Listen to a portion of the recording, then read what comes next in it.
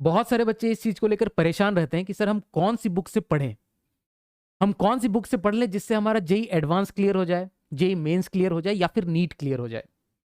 तो ये क्वेश्चंस मुझे टेलीग्राम ग्रुप पे भी मिलते हैं, पर्सनल मैसेज में भी मिलते हैं, व्हाट्सएप पे भी मुझे बहुत सारे बच्चों के ये क्वेश्चन मिलते हैं, या फिर जो भी हमारा कमेंट सेक्शन है, वीडियोस के कमेंट सेक्शन, उसमें भी भरे पड़े रहते हैं ये क्वेश्चन। परेशान रहते हैं बच्चे। और कुछ बच्चे तो ऐसे होते हैं जो कई सारे बुक से 4 5 6 7 अलग अलग बुक से पढ़ रहे हैं, उनको जो बोल दिया इस ये टीचर ने रिकमेंड कर दिया, इससे पढ़ो, उससे पढ़ो, उससे पढ़ो, 10 अलग अलग जगह से बुक से पढ़ रहे हैं। तो देखो, सबसे पहली बात, तुम 10 जगह से अलग अलग बुक से अगर पढ़ रहे हो तो इससे कोई फायदा नहीं होने वाला है। तुम 10 किताब खोल के बैठ गए हो और सबसे थोड़ा थोड़ा थोड़ा थोड़ा पढ़ रहे हो, तो इससे कोई फायदा नहीं होने वाला है। तुम क्या करोगे, एक बुक से पढ़ोगे, जो तुमको इजी इजी चीज लगेगा तुम उसको वो एक्सट्रैक्ट करोगे, जो हार्ड लगेगा तुम छोड़ दोगे। फिर वो दूसरी बुक में जाओगे, दूसरे बुक से जो जो इजी इजी तुमको लगेगा वो तुम पढ़ोगे, या फिर कुछ हार्ड लग गया उसमें तुम फंस जाओगे। फिर तीसरी जगह 10 अलग अलग जगह गड्ढे खोदने से अच्छा है कि तुम जो रिकमेंडेड बुक है, जो स्टैंडर्ड बुक है, वो फॉलो करो, है ना। तो उन बुक्स में कोई भी ऐसा चीज नहीं है, जो मैं अभी बुक्स के नाम बताने वाला हूं, कोई में जो भी कॉन्सेप्ट्स दिए हुए हैं वो सारे के सारे कॉन्सेप्ट्स तुम्हारे क्लियर होने चाहिए। उसमें से अगर मैं बात करूं कि दो कैटेगरी के बच्चे होंगे, कुछ बच्चे कोचिंग जाते होंगे, कुछ बच्चे कोचिंग नहीं जाते होंगे, जो अपनी पर्सनल तैयारी कर रहे होंगे, जो खुद से तैयारी कर रहे होंगे, है ना। तो कोचिंग जाने वाले बच्चों के लिए तो सब कुछ जो कंटेंट है वो बहुत अच्छे तरीके से कोचिंग वाले प्रिपेयर करके देते हैं। सारे अच्छे अच्छे क्वेश्चंस रहते हैं, स्टैंडर्ड बुक से वो क्वेश्चंस उठा उठा के बढ़िया क्वेश्चंस का तैयार कर देते हैं, और इसके अलावा एक दो बुक रेफर करते हैं, है ना। बट जो बच्चे कोचिंग नहीं जा रहे हैं, खास करके उनके लिए, और जो बच्चे कोचिंग जा भी रहे हैं तो उनके लिए भी मैं बताता हूं। देखो, पहला जो मैं रिकमेंड करता हूं सबको, है ना, या तो तुम जेई मेंस, नीट या फिर जेई एडवांस के लिए तैयारी करो। First book is NCERT. NCERT के सारे कॉन्सेप्ट्स बिल्कुल क्रिस्टल क्लियर होने चाहिए, पहला। तो इससे इससे तो तुम्हारा जो मेन जो थ्योरी पार्ट होता है, किसी भी एग्जामिनेशन की तैयारी कर रहे हो तो थ्योरी पार्ट तुम्हारा क्लियर हो जाता है। थ्योरी अगर क्लियर नहीं है तो कितना भी लगा लो, जो अच्छे क्वेश्चंस में जाके अटक जाओगे। तो एनसीईआरटी की हर एक थ्योरी बिल्कुल क्रिस्टल क्लियर होनी चाहिए, पहला। दूसरा, सेकंड स्टेप में जाओ तो सेकंड स्टेप में आता है एचसी वर्मा। एचसी वर्मा की बुक तुमको लगानी पड़ेगी। और एचसी वर्मा की बुक किस लिए लगानी पड़ेगी, उसके जो क्वेश्चंस हैं, है ना, वो एक तुमको तुम्हारा कैसा है, एनसीईआरटी से तुम्हारा थ्योरी पार्ट अच्छा हो गया, है ना। थोड़े एचसीवी में जो थ्योरी दी हुई है वो थोड़ी और सिंपलिस्टिक तरीके से दी हुई है।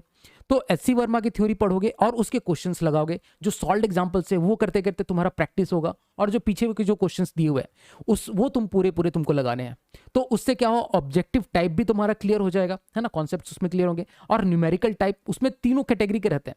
मतलब अगर तुम्हारा ऑब्जेक्टिव टाइप है थोड़ा, that is related to something related to theory, वो चीज कवर हो जाएगा, मल्टीपल जो चॉइस वाले क्वेश्चंस रहते हैं।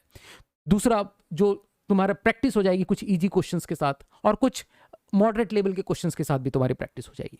तो एचसी वर्मा इज इंपॉर्टेंट, है ना। NCERT is very important. HC Verma next, JEE mains, NEET, NCERT और एचसी वर्मा, ये दोनों तो लगाने ही है ना। इसके अलावा तुम किसी भी कोचिंग मटेरियल जो भी यूज कर रहे हो। और जो तीसरी बुक है वो मैं सिर्फ रिकमेंड करूंगा जेई एडवांस्ड वालों को, that is IE Irodov. Irodov के सवाल, और वो भी अगर तुम्हारे पास टाइम नहीं है, अगर तुम किसी कोचिंग इंस्टीट्यूट में जा रहे हो फॉर एग्जांपल, तो उसमें ऑलरेडी बहुत सारे क्वेश्चंस तुमको प्रैक्टिस करने के लिए मिलते हैं, तो बिल्कुल सेलेक्टेड क्वेश्चंस करो इरोडोव के, है ना। मैं फिजिक्स की बात कर रहा हूं, बिल्कुल सेलेक्टेड क्वेश्चंस करो इरोडोव के।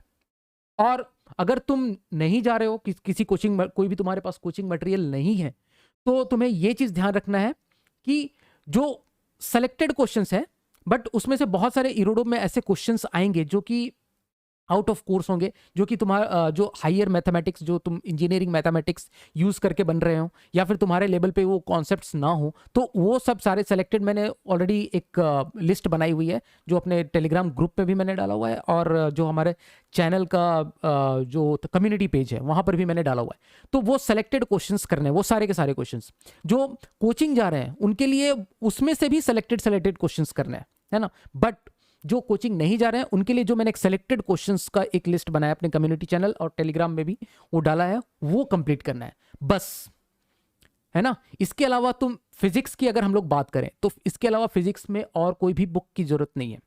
ये बुक, बट तीनों जो मैंने बुक बताया, अगर तुम कोचिंग नहीं जा रहे हो तो ये तीनों बुक बिल्कुल अच्छे तरीके से कंप्लीट होना चाहिए फिजिक्स पॉइंट ऑफ व्यू से। तो ये जो हमने डिस्कशन किया, ये हमने फिजिक्स के लिए हमने डिस्कशन किया। और बाकी जिस तरह से जो अच्छे टीचर्स बताते हैं, अगर कुछ फॉर केमिस्ट्री एंड मैथ में उसके बारे में उतना नहीं बता पाऊंगा, तो उस हिसाब से तुम दूसरे टीचर्स से केमिस्ट्री और मैथ्स के लिए रेफर कर सकते हो। But physics, as far as physics is concern, तो ये 3 बुक इज जिसको मैं रिकमेंड करता हूँ, ये 3 बुक है, that is NCERT, SC Verma and Irodov. That's all. Thank you.